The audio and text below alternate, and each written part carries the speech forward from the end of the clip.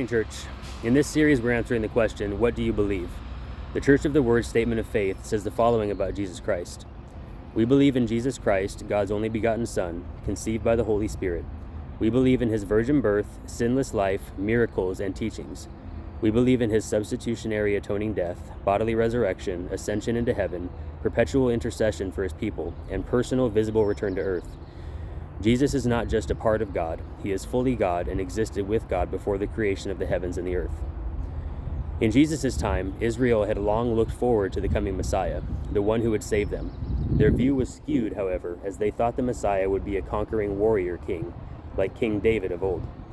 He would come and lead an army to destroy all of Israel's enemies, after which he would be seated on an earthly throne to rule the known world justly and in favor of Israel. When Jesus came, he fell short of the expectations of many, especially those scholars and religious leaders who had propagated the myth of a warrior king Messiah. On the contrary, Jesus came as a suffering servant to conquer our real enemies, which are sin and death, not the Romans. In Matthew 20, verses 26 to 28, Jesus said, "Whoever will be great among you, let him serve you, and whoever will be first among you, let him be your slave. Even as the Son of Man did not come to be served, but to serve, and to give his life as a ransom for many." He says specifically that he came to serve and to give his life as a ransom, or payment. This is the concept of a servant leader, one who leads people by serving them, helping them, and sacrificing for them. We are to follow the example that Jesus gave through his life. 1 Peter 2, verses 21 to 23 says, "Because Christ suffered for us, leaving us an example that you should follow his steps. He committed no sin, nor was deceit found in his mouth. When he was reviled, he did not revile back. When he suffered, he did not threaten, but he entrusted himself to him who judges righteously." We should, to the best of our ability, follow these steps of Jesus, loving our enemies, praying for those who persecute us, trusting in God to deliver us from sin and death through his righteous judgment.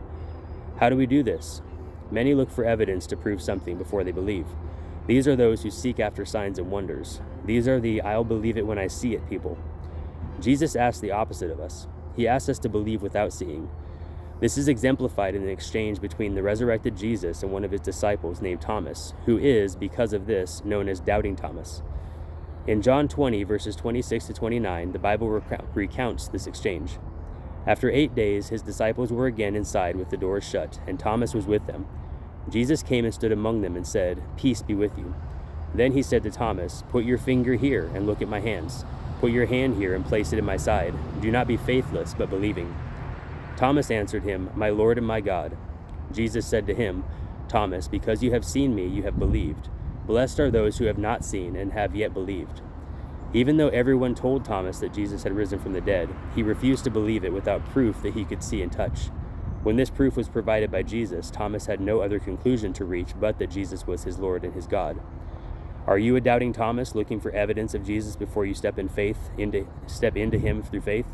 I challenge you to step out in faith and believe without seeing. Have a blessed day.